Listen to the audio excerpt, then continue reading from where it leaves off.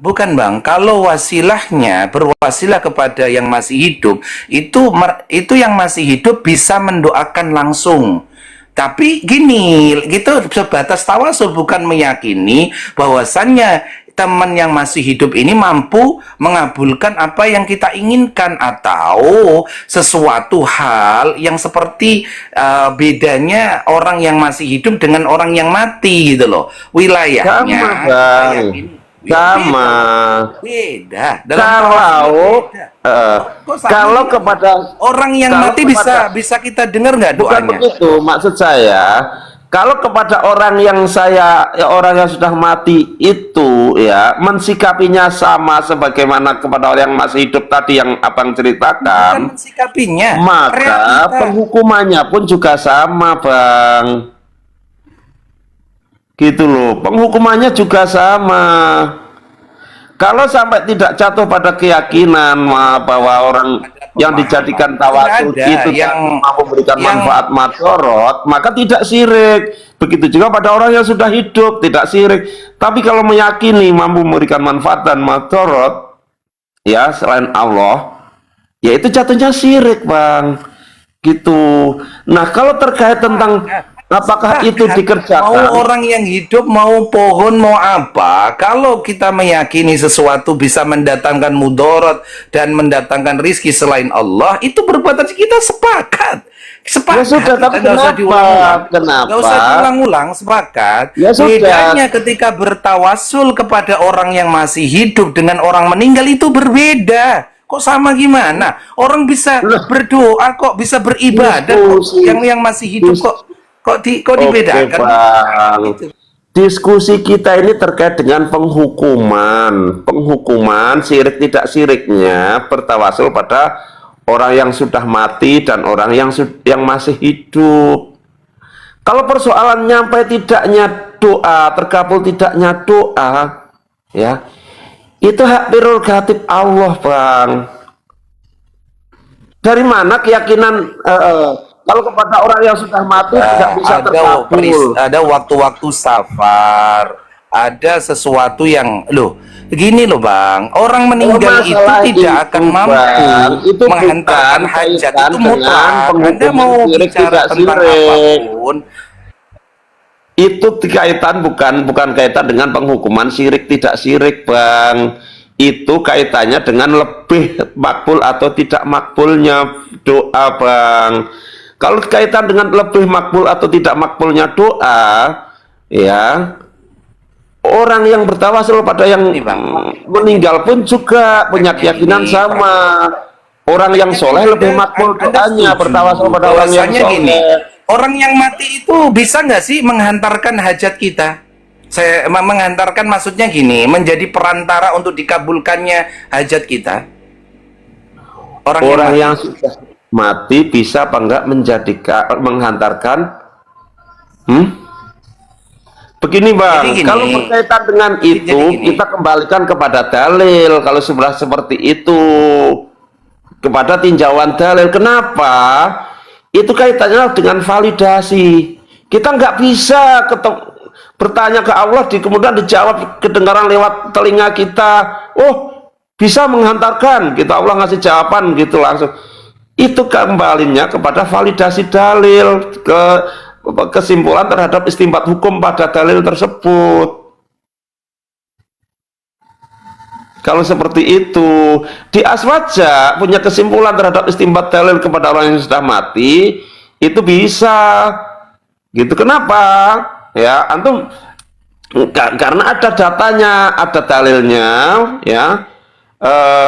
Di generasi salaf itu, ya, ada seseorang, ya, yang berziarah, ya, kemudian meminta kepada berziarah kubur di makbarahnya Nabi, kemudian menyampaikan mohon mintakan ampun kepada Allah.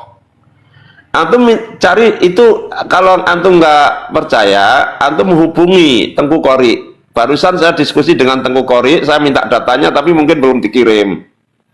Ya, itu di sampingnya seorang ulama besar.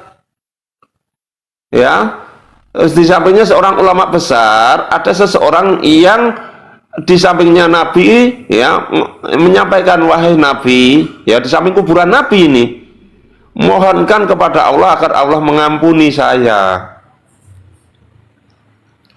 Kalau memang itu syirik, Bang, pasti dilarang sama ulama besar tadi. Gini Bang, Nah, kekhususan data itu antum bisa antum cek itu, bagi wasilah yang meninggal itu Nabi itu berbeda Bang. Itu kekhususan dari Ibnu Katsir. Kekhususan Nabi tidak bisa berlaku kepada yang lain Bang, yang mati yang lain Bang.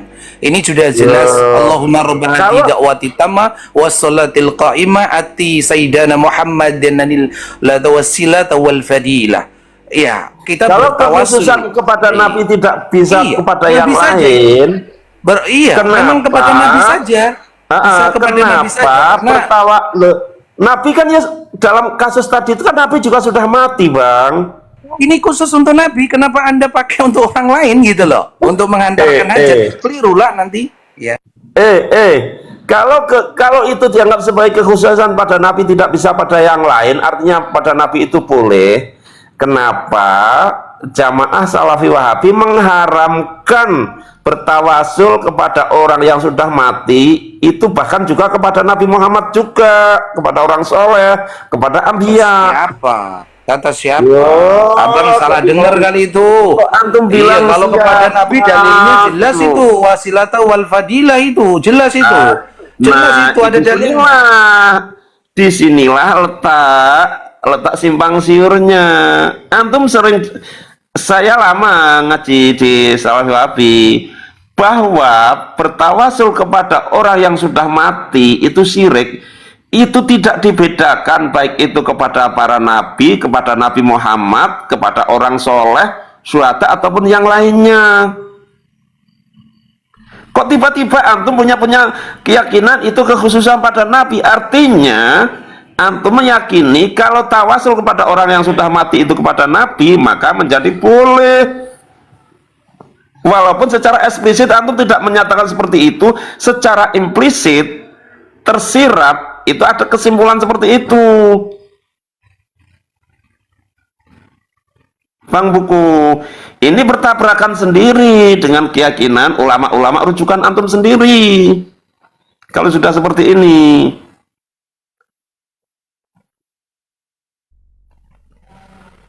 begitu Bang Buku. Coba antum buka-buka lagi itu kitab-kitab yang menjadi rujukan antum. Apakah bertawasul kepada Nabi yang sudah mati juga termasuk yang dilarang? Bin Amr bin Al-As radhiyallahu anhu bahwasanya ia mendengar Rasulullah sallallahu alaihi wasallam bersabda, itu loh, apabila engkau mendengar azan, yaitu kekhususan bagaimana kita bertawasul kepada Nabi Muhammad sallallahu alaihi wasallam gitu loh Bang. Maksudnya dalam doa ulama rujukan antum gitu loh. Iya, oke. Memang itu ada dalilnya. Ketika kita berdoa, ya, menggunakan wasilah Asmaul Husna, awalnya ya Allah, ya Rahman, ya Rahim, ya Aziz, ya Ghafar. Lalu kita bersolawat kepada baginda Nabi Muhammad SAW dengan nama-nama mulia beliau, gitu loh.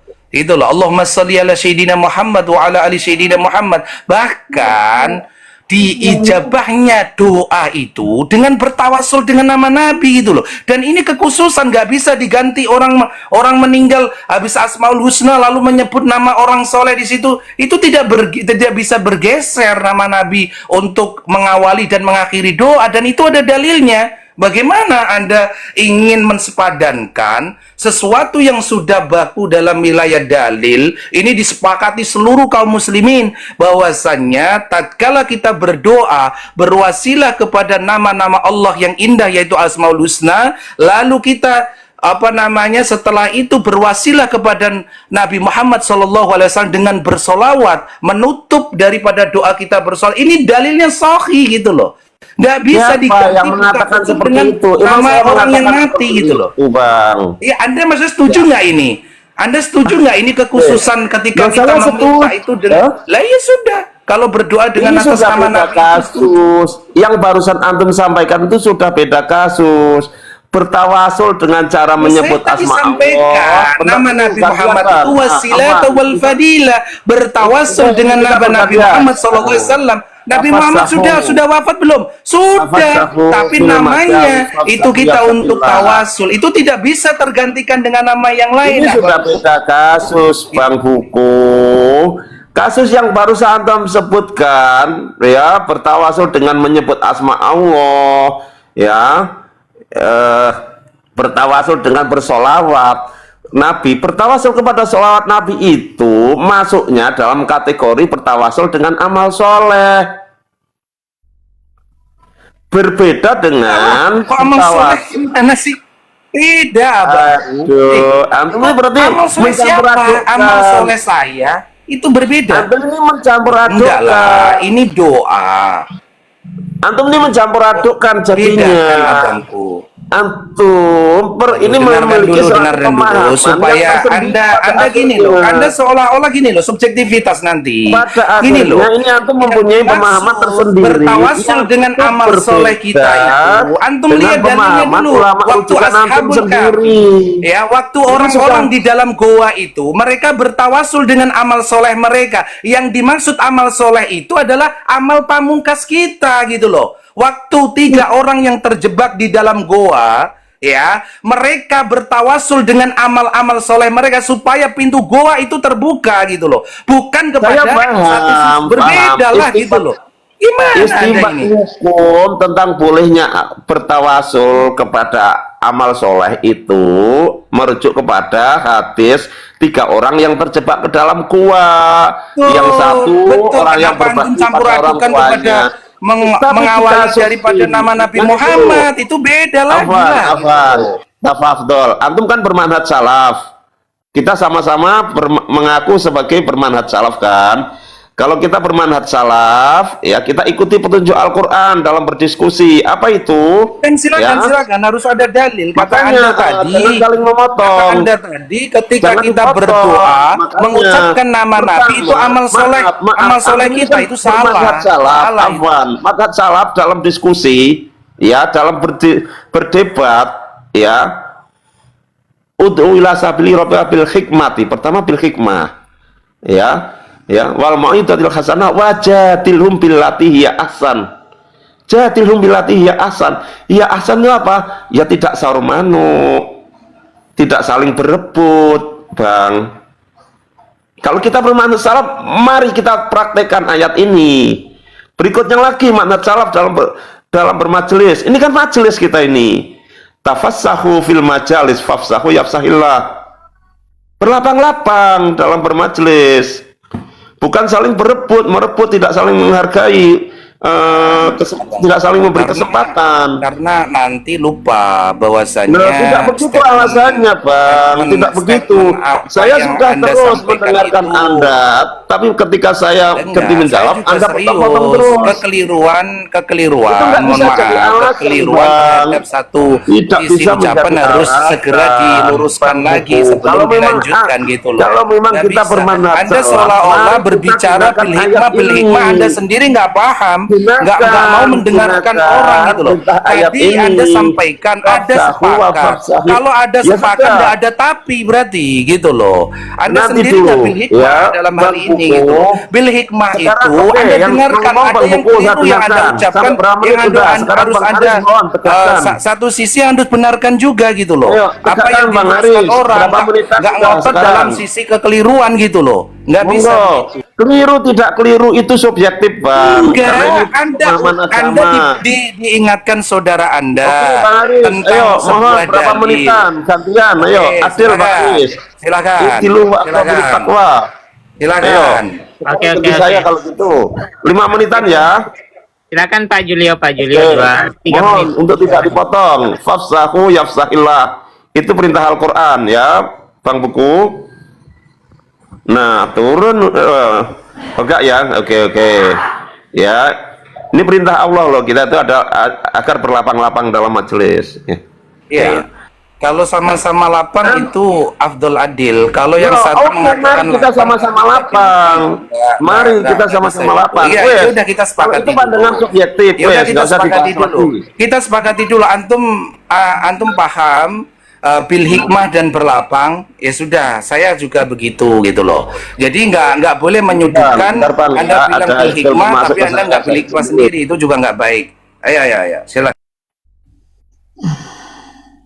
Ya silakan Pak Julio. Pak Julio silakan.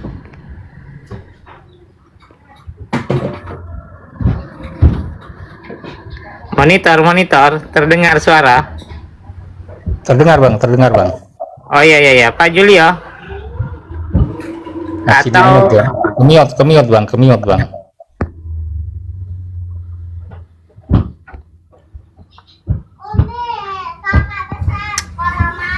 suaranya Pak Julio, suara Pak Julio. Afwan ya, tadi ada telepon masuk ya, istri saya ngasih HP ke saya.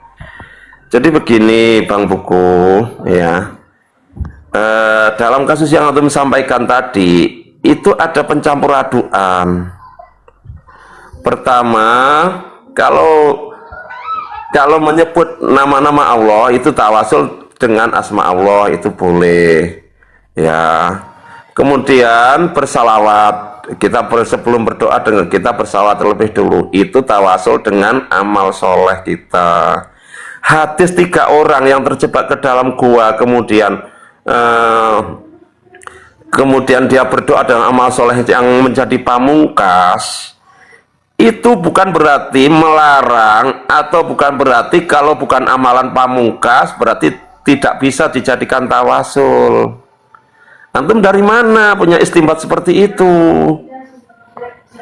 Hadis itu hanya menyatakan bahwa bertawasul dengan amal soleh, baik itu pamungkas atau kalaupun tidak pamungkas juga nggak apa-apa. Dari mana itu antum punya kesimpulan hanya di amalan pamungkas saja? Walaupun di hadis itu hanya amalan pamungkas yang diungkapkan, bukan berarti dibatasi hanya pada amalan pamungkas saja. Begitu loh Bang Buku. Terus berikutnya lagi, kalau bertawasul kepada Nabi yang sudah mati tadi antum anggap sebagai kekhususan pada Nabi saja. Kenapa ulama-ulama besar, ulama-ulama rujukan antum mengharamkan bertawasul pada orang yang sudah mati walaupun kepada Nabi dan para wali? Dan kelihatannya hanya antum yang justru memperkecualikan ini. Kalau kepada Nabi itu kekhususan Nabi walaupun seperti itu hanya antum. Apa lo ya, saya lama lo ngaji di Salafi Wahabi. Saya yakin ya itu terverifikasi kalau para ulama rujukan antum mengharamkan bertawasul pada orang yang sudah mati walaupun itu Nabi Muhammad, walaupun itu para nabi. Sementara antum mengatakan itu hanya penghususan pada Nabi Muhammad saja. Kalau itu dianggap sebagai perbuatan syirik, tidak dibedakan itu kepada Nabi Muhammad ataupun kepada selainnya. Ini kan lucu gitu loh Bang. Iya, mesti di sana di depan. Ini yang dimaksud tawasul kepada Nabi itu seperti apa maunya Bang Julio? Oke, sudah Bang Julio. Biar saya paham nih juga. Oke. Tunggu dulu Pak Rofita. Jadi bertawasul ada yang kita sudah yang diskusi yang runcing ini kan selain Nabi. Adapun kepada Nabi, bertawasul kepada Nabi itu ada yang itu khilafnya jelas, ada yang memperbolehkan, ada tidak memperbolehkan. Tetapi kalau kita mengambil pendapat yang memperbolehkan bahwa tawasul dengan amal ibadah itu kan boleh. Nah sementara bertawasul dengan Nabi itu ada dalil yang membangun. Nah sehingga kalaupun kita bertawasul dengan Nabi itu bagian dari ibadah. Kenapa? Karena ada dalilnya. Sementara bertawasul dengan amalan soleh itu diperbolehkan. Begitu Bang Julio. Silakan Ustadz Buku, 3 menit. jadi apa yang tadi disampaikan ya, saya luruskan ya. Kenapa harus amalan pamungkas ya, teman-teman sekalian? Ada sebuah amalan yang kita pegang bahwasanya itu kontinu dan itu Allah cintai gitu. Sedikit tapi itu kontinu mendatangkan keridhaan Allah gitu. Dan itu bukan sembarangan amalan gitu. Amalan seperti yang dicontohkan orang yang terjebak dalam gua itu benar-benar amalan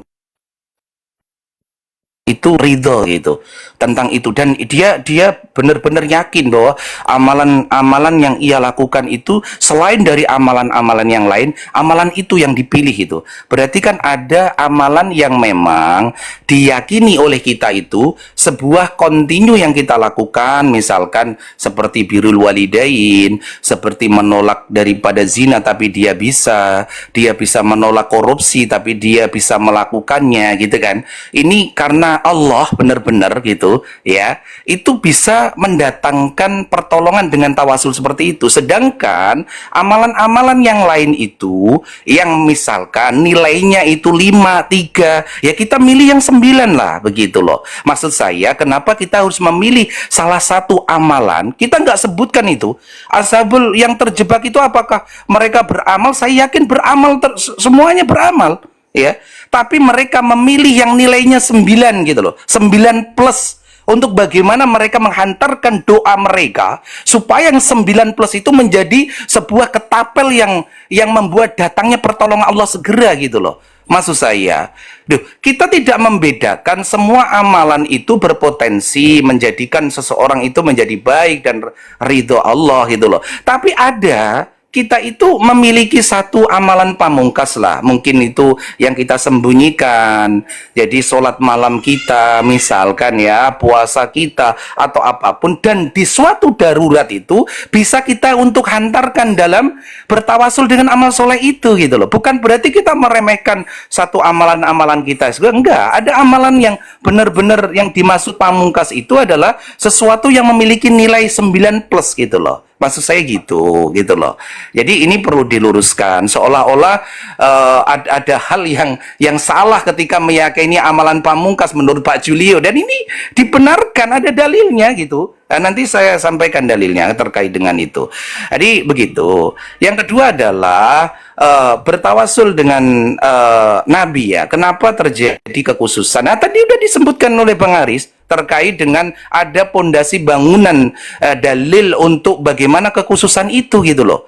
Dan saya nggak tahu salafi yang bagaimana yang menerobos semuanya syirik, semua yang mati tidak terkecuali Nabi semua. Padahal itu adalah ada dalilnya gitu loh. Ada dalilnya bagaimana orang salafi sebodoh itu mengatakan bertawasul kepada nama Nabi, misalkan kepada Nabi yang sudah meninggal itu bagian dari diikutkan kesyirikan. Saya belum tahu itu dalilnya. Mereka berpegang teguh pada apa gitu loh. Bukan kekhususan saya sendiri, tapi disampaikan Bang Aris tadi betul gitu loh. Maksud saya gitu. Saya gitu ya Bang Julio ya. Maksudnya di sini kita memahami bahwasannya ketika kita berdoa, ya kan, yang pertama agar doa itu cepat diijabah, dan ini dalil, bukan pendapat ulama, bukan, ini dalil, hujah ini. Kita itu ada adab-adab doa. Salah satunya agar doa itu cepat dikabulkan hajat kita. Yang pertama adalah bertawasul dengan Asmaul Husna. Tadi Bang Julio sepakat. Yang kedua adalah bertawasul dengan menyebut dengan sholawat tadi, gitu loh. Ini nggak bisa digantikan dengan nama siapapun ini ulama gitu loh. Hanya udah berapa menit itu, Bang? Itu seperti itu. Bang Aris, berapa menitan kita? Ya. Kayaknya udah ada 5 menit mungkin ya. Oke, ganti saya. Kita kembalikan saja kalau gitu Bang Buku. Pertama tadi kalau terkait dengan tawasul dengan asma sifat Allah, kemudian tawasul dengan ya dengan orang soleh yang masih hidup, dan tawasul dengan amal soleh. Kalau kita kembalikan diskusinya tentang ini, kan berarti diskusinya terkait dengan boleh tidaknya bertawasul, Bang. Di pemahaman antum sendiri boleh tidaknya bertawasul itu ya, kalau itu membatasinya tawasul dengan asma Allah, tawasul kepada orang-orang soleh yang masih hidup, dan tawasul dengan amal soleh. Diskusi kita itu di situ, Bang, bukan terkait diskusi kita tawasul yang lebih mustajab. Ini melebar pada akhirnya, Bang. Kita ini melebarnya diskusi ini sudah bertingkat-tingkat ini. Melebar kepada tawasul dari yang awalnya syirik, tidak syiriknya tawasul pada orang yang sudah mati, kemudian melebar kepada tawasul dengan amal soleh, melebar lagi kepada tingkatan yang lebih mustajabnya tawasul gitu loh. Mari kalau kita diskusi ini lebih fokus begitu, bukan kemudian ngerambah kemana-mana. Itu yang saya maksud, Bang Buku. Saya paham apa yang antum sampaikan itu, saya mengamalkan. Kalau saya bertawasul, ya saya bertawasul dengan amalan yang menjadi pamungkas saya. Saya paham, nggak antum jelaskan pun. Tetapi diskusi kita ini tentang tawasul yang dibolehkan dan tawasul yang tidak dibolehkan. Kemudian tawasul pada orang yang sudah mati itu syirik apa tidak syirik di sana. Gitu loh, Bang. Terus kalau terkait dengan tawasul kepada orang yang sudah mati, yang saya tahu, Bang, itu kepada para ambiya pun, ya, di ulama salafi wahabi juga dilarang, dianggap syirik. Begitu. Baik itu kepada Nabi Muhammad ataupun selain Nabi. Itu antum lihat aja lah, ustaz-ustaz antum. Lah orang-orang aswaja itu kan tawasul kepada Nabi Muhammad. Nabi Muhammad sudah mati. Faktanya juga di Jadi kalau dengan Nabi, Bang, dengan Nabi Pak Julio, dengan Nabi itu kita menerima khilafnya di kalangan ulama, ada yang memperbolehkan, ada yang tidak. Nah, yang sekarang ini yang kita mau peruncing diskusinya itu masalah selain orang soleh selain Nabi Shallallahu Alaihi Wasallam. Itu dia. Adapun Nabi itu kita terima adanya khilaf dengan bertawasul dengan Nabi Shallallahu Alaihi Wasallam. Oke. Sudah. Kalau saya pribadi, ya, monggo antum punya keyakinan seperti itu. Kalau pada Nabi Muhammad walaupun sudah mati boleh tidak syirik. Tapi kalau kepada orang yang sudah mati, orang soleh yang sudah mati itu selain Nabi, maka itu menjadi syirik, gitu ya. Itu sebenarnya berangkat dari manhaj dalam beristimbat. Manhaj salaf dalam beristimbat itu diantaranya menggunakan kias. Itu kemudian ini menjadi aneh gitu loh. Kalau obyeknya Nabi yang dijadikan tawasul tidak syirik. Kalau obyeknya bukan Nabi, sama-sama sudah mati bertawasul, itu menjadi syirik. Ini kan menjadi aneh. Ya, enggak. Padahal kalau dengan Nabi, mohon maaf ini, kalau dengan Nabi itu ada dalilnya. Kalau selain daripada Nabi, tunjukkan dalilnya. Kalau Anda sepakat ada yang dibolehkan seperti Nabi, silakan tunjukkan dalilnya. Misalkan Nabi, orang soleh, kalau bukan kepada Nabi tidak ada dalilnya, begitu ya, kan? Ada dalilnya, ada dalil. Nah, justru itu yang menjadi pertanyaan saya. Antum menggunakan sumber hukum itu Al-Quran, hadis, ijma saja atau gimana? Saya tanya. Saya meyakini bahwasannya bertawasul dengan nama Nabi itu ada dalilnya, dibangun di atas dalil. 5 menit saya belum 5 menit, Bang Buku. Saya tanya, sumber hukum Islam itu buat antum apa saja? Apa Al-Quran, hadis, ijma saja? Kias, ada atau Al-Quran, hadis, ijma, kias? Saya tanya ke antum. Ya kalau yang saya pahami, apa yang disampaikan para ulama itu sumber-sumber dalil terkait dengan dalil yang tertinggi. Ketika Ya, ada sumber dalam hadis beristidlal. yang sudah jelas, maksudnya gini loh Bang, kalau ada dalil yang jelas, gitu ya, meskipun itu perkataan 4 imam madzhab, itu tidak bisa menyelisihi dalil gitu loh Bang. Maksudnya terkait dengan ini, ketika ada dalil yang menyampaikan bahasanya bertawasul dengan nama Nabi Muhammad SAW diperbolehkan, ya itu kita pegang gitu loh. Gitu loh. Oke, Ada dalilnya. sekarang pertanyaan saya dalam ya sumber istidlal bagi antum, menurut antum ya, aswajak lah misalnya ya, kita lah ya sama-sama merujuk pada salaf. Itu Al-Quran hadis ijma saja atau Al-Quran hadis ijma qiyas? Saya tanya ke antum. Tolong jawab itu. Kalau berpegang pada dalil, kalau tidak ada dalilnya tidak. Saya mau tanya ke antum. Sarung ini kena lendirnya, kena liurnya anjing, itu ya di mazhab Syafi'i lah ya. Ada nggak dalilnya? Ya, harus dicuci dengan air 7 kali, salah satunya dicampur debu. Ada nggak dalilnya? Nggak akan ada, Bang. Yang ada dalilnya itu kalau air liur, ya, kalau kena pada suatu wadah. Saya rasa nggak usah kemana-mana Bang. Katanya Bang pembahasannya tentang ini harus diperlakukan sama, karena jadi gini Bang, Abang kan bertanya tadi. Iya, Anda belum menjawab loh. Iya.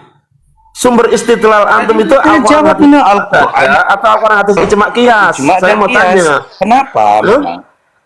Kalau antum Al-Quran hadis Iya, ijma sumbernya ada 4 qiyas, tadi. Al-Quran, hadis, ijma, qiyas. Iya, kalau antum ya sumber istidlal itu Al-Quran hadis ijma qiyas, maka hormati mereka yang menggunakan qiyas.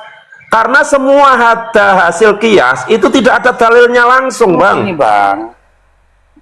Qiyas Coba itu carikan juga semua hasil bersumber qiyas dari itu tidak ada dalilnya langsung, Bang Buku.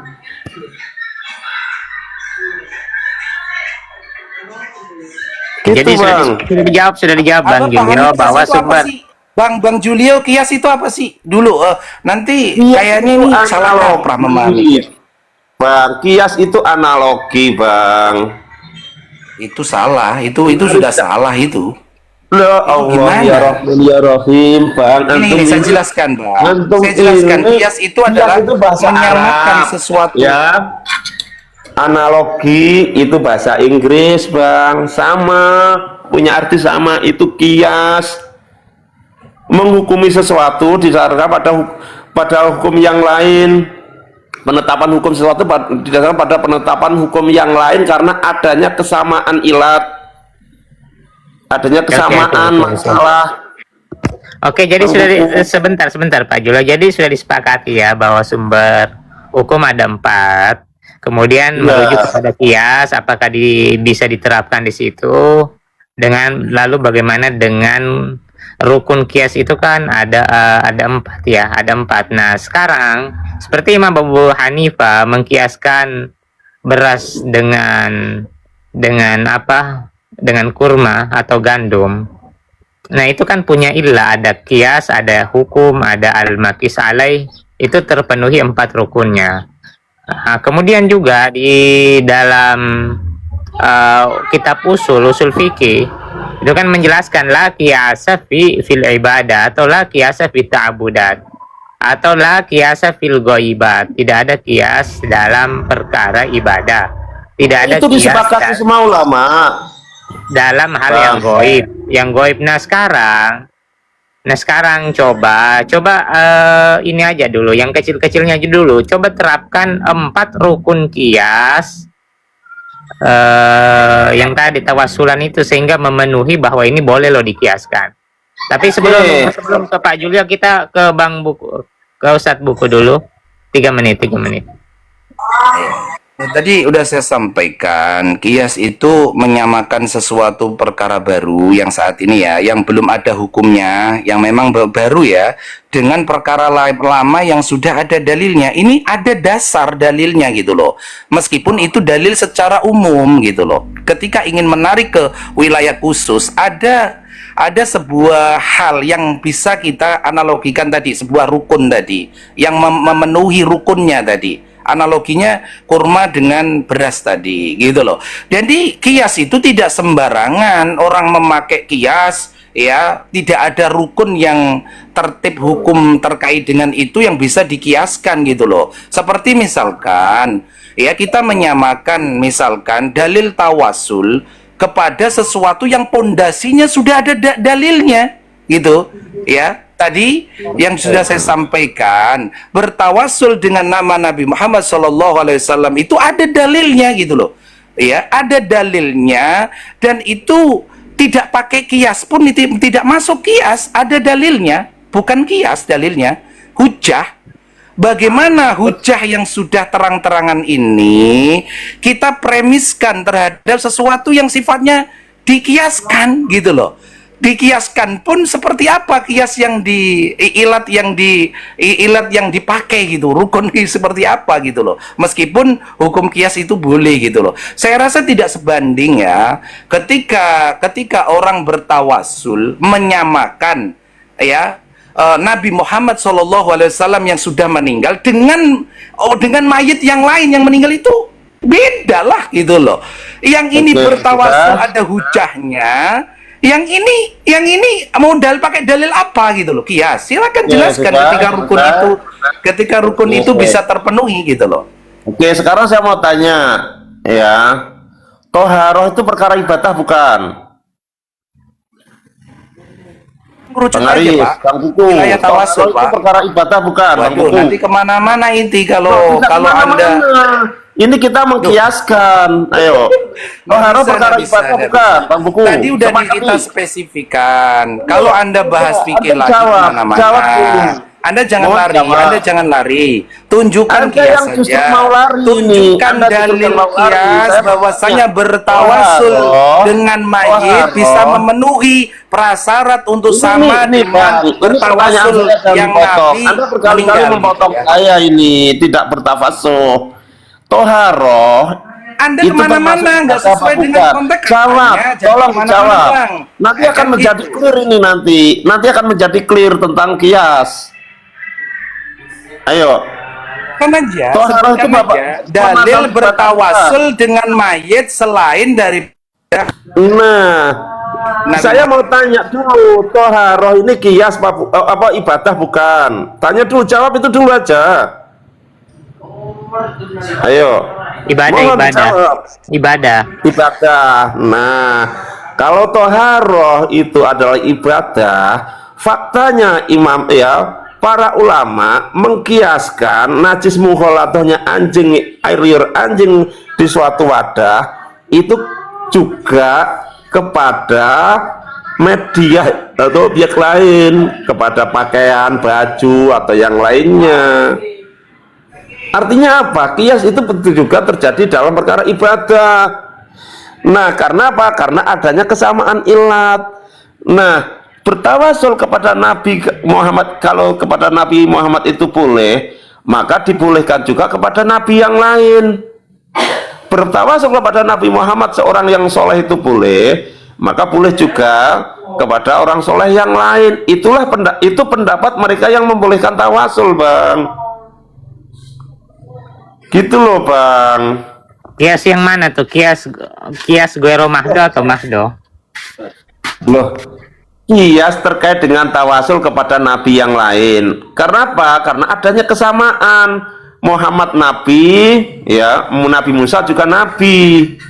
Muhammad orang yang soleh, ya, misalkan yang lainnya Syekh Fulan misalnya Abdul Qadir Jailani juga orang soleh. Dalilnya aja, Bang. Dalilnya aja. Kita selain Nabi dalilnya seperti apa? Kalau yang sudah ada dalilnya, semua hasil kias maksudnya ada dalil langsungnya. Harus dalil dengan dalil gitu. Tadi kan sudah saya sampaikan.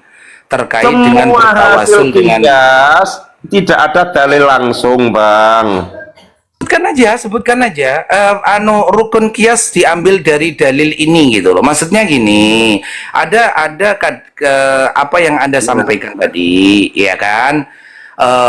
Orang-orang yang bertawasul dengan mayit, dengan ulama, mereka berdalil kias bahwasanya Nabi ini sudah meninggal juga, ulama ini meninggal juga gitu loh, sama-sama mati gitu loh, sama-sama meninggal dunia gitu loh. Kenapa ini hanya kekhususan Nabi, tidak bisa berlaku kepada ulama gitu loh, maksudnya ulama yang soleh. Sekarang sebutkan dalil kiasnya, kita bisa mengambil sebuah hukum bertawasul dengan ulama ini sama dengan apa yang diberlaku kepada Nabi gitu loh, Bang. Gitu aja.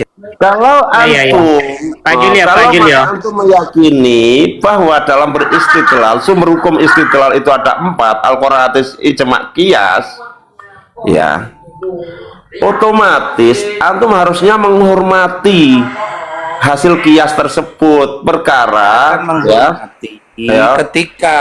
Ketika kias itu berdasarkan pendapat yang kuat terkait dengan ada dasar dalil umumnya minimal gitu loh. Karena Nah, itu menjadi selain dalil daripada umum, Nabi, Bang.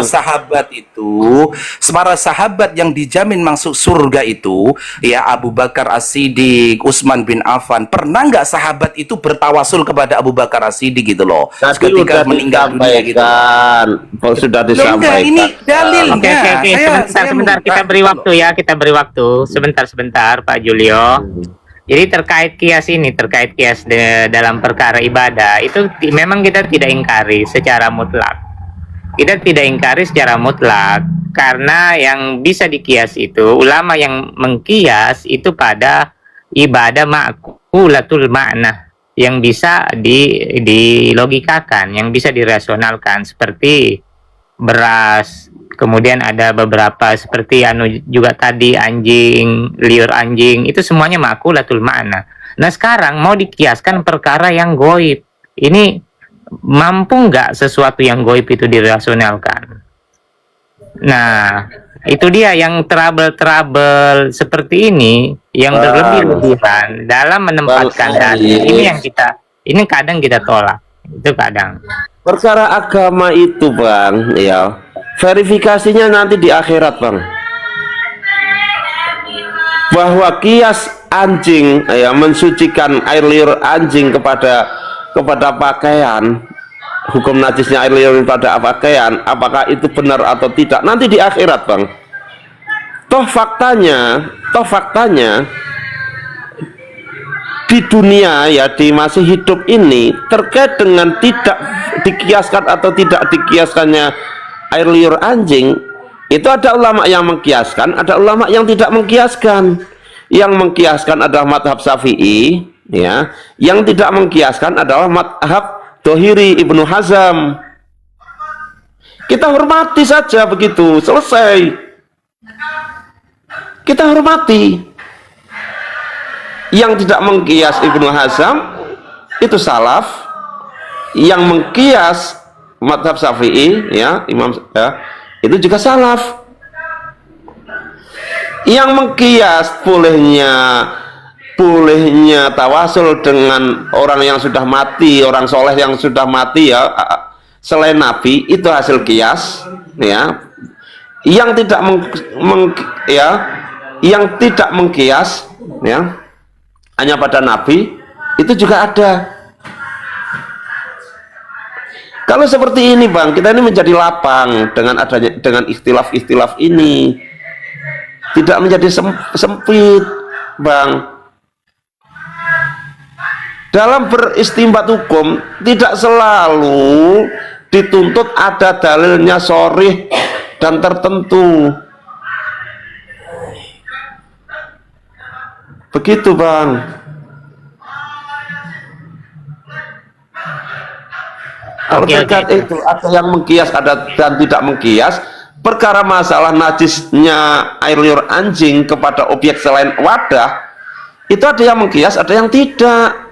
Oke. Ibnu Hazm tidak mengkias, kita hormati, selesai. Jadi kaidah itu, Imam kaidah Syafi'i itu. kias, kita hormati. Oke, Kita silakan Pak Bu. Bang begitu juga Ustaz, terkait Ustaz dengan Buku, Ustaz tawasul, Buku. Bang Aris. 3 menit. Begitu juga terkait dengan tawasul. Jadi semua itu ada dua bitnya Bang. Ada dua bitnya. Kalau nggak sesuai dua bit, nah ini dia yang trouble. Itu dia yang kita ini. Seperti dengan Maulid ada dua bit yang dibangun para ulama. Tidak ada kebenaran. Nah, yang melanggar itu berarti itu menyelisihi dua bit yang dibangun oleh ulama kita. Nah, itu dia yang kita cari. Itu dibangun oleh ulama. Kadang masing-masing ulama mazhab punya dawabit dan dipakai sendiri-sendiri. Makanya saya katakan kemarin, saya tanyakan kepada Bang Aris, manhaj salaf itu apa hanya satu? Dan gitu kan Bang Aris sendiri kemudian kan menjawab, pada akhirnya sepakat kan bahwa manhaj salaf itu tidak hanya tunggal. Artinya apa? Ya kita hormati manhaj salaf dalam beristimbat hukum yang tidak tunggal, itu kita hormati semua. Kita hanya cukup mengikuti begitu saja. Oke. Yang Jadi kita yakini lebih mendekati kebenaran, tanpa harus memponis.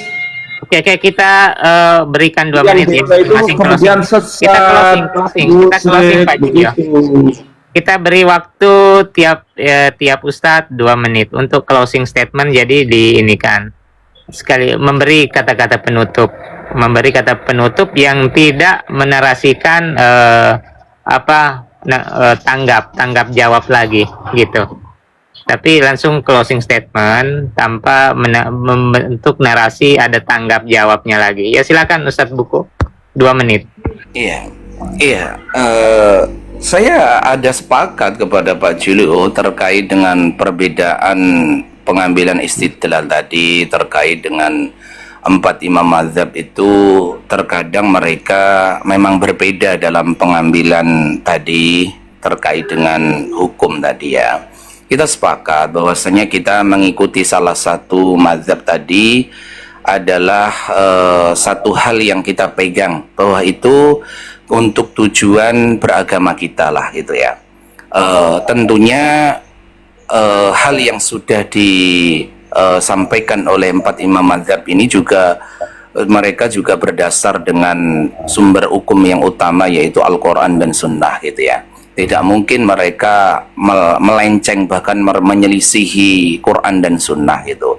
Saya sepakat ketika ada satu amaliyah yang memang harus kita lakukan, itu harus ada dasar dalil gitu.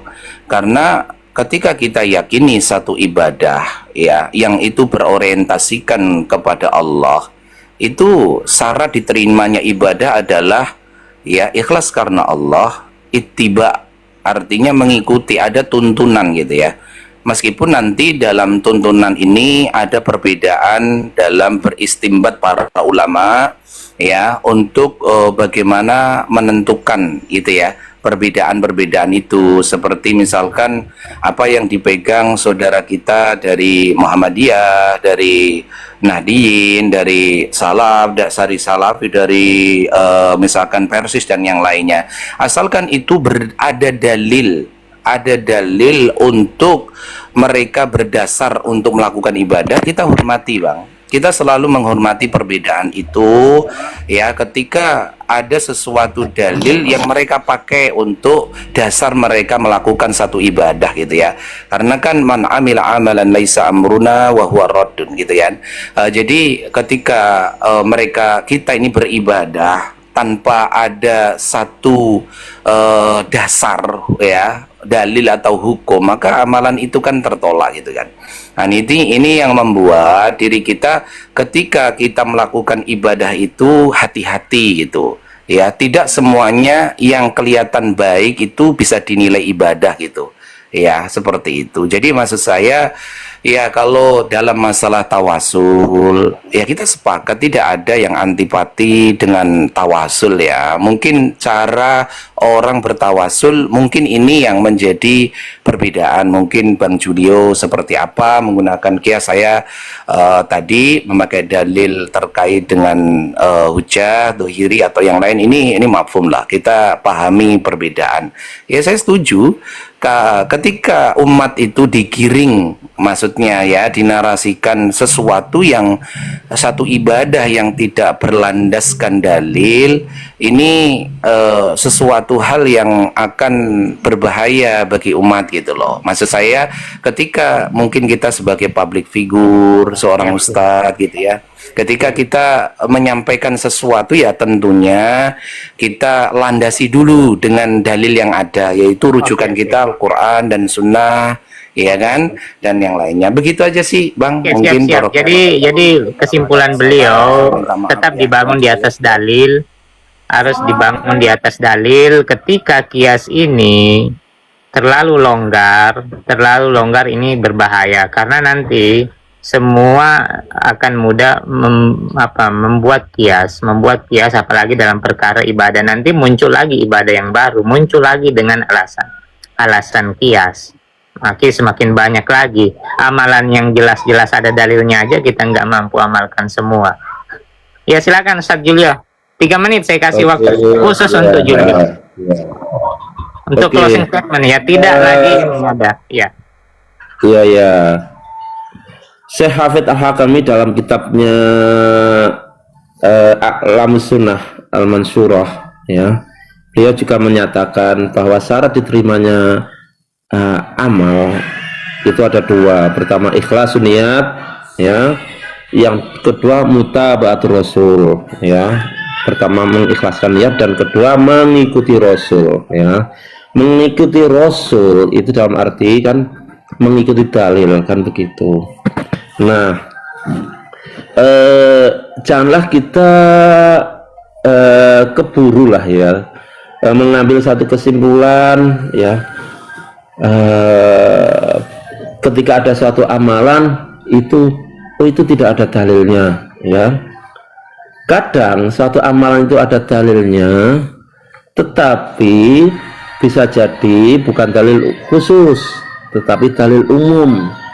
Dan faktanya penggunaan dalil umum dalam beristinbat hukum pun dipakai oleh ulama salaf. Misalkan menyusun salawat dengan redaksionalnya para ulama sendiri, ya, salawat yang ghairu maksurah. Ya, ada salawat yang ghairu maksurah yang redaksionalnya disusun oleh ulama, ya baik itu ulama salaf maupun ulama khalaf. Ada yang maksurah yang ada asarnya dari Nabi. Dua-duanya boleh sejauh isinya itu tidak melanggar syariat, sejauh isinya bagus. Jadi janganlah kita keburu mengatakan itu tidak ada dalilnya. Berikutnya lagi ada yaitu tadi amalan yang berangkat dari dalil umum, ya. Kalau kita minta dalil khususnya belum tentu ada, tapi ada dalil umumnya. Nah, artinya itu ada dalil umumnya. Berikutnya lagi ulama dalam mengkias. Kita ini dalam menghukumi sesuatu kan kita mengikuti ulama, ya, tidak mengkias sendiri. Dalam mengkias pun para ulama itu tidak, istilahnya tidak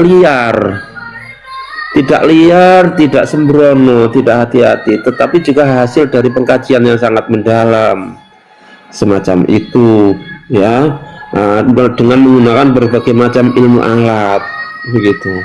Dan berikutnya lagi dalam beristinbat hukum itu tidak hanya menggunakan Al-Quran, hadis, ijma', tapi juga menggunakan kias, Al-Quran, hadis, ijma', kias.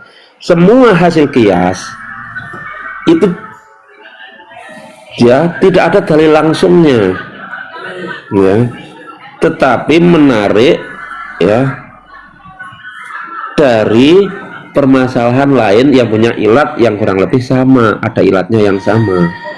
Artinya apa? Perkara kita ini mengikuti hasil istinbat atau istidlal ulama tersebut ataupun tidak, mari kita hormati, ya, mari kita hormati perbedaan-perbedaan yang mana itu munculnya dari ulama besar yang mereka itu pengistimbatannya ya sangat mendalam, pengkajiannya sangat mendalam. Oke. Itu saja. Oke, Siap, makasih. terima kasih Ustadz Buku yang sudah meluangkan waktunya. Artinya banyak pelajaran yang bisa kita petik dari kedua narasumber kita ini. Tinggal teman-teman aja yang masing-masing memberikan penilaian. Ya, tapi saya rasa masing-masing juga sudah punya basis sendiri. Teman-teman di Aswaja yang mungkin tetap menang, tidak ada lagi istilah menang benarnya, menang kalahnya kan gitu. Mereka tetap akan di Aswaja, begitu juga di Salafi. Di Salafi tinggal kita berpikir gitu. Ya, terima kasih Ustadz Buku dan Ustadz Julio yang sudah meluangkan waktunya.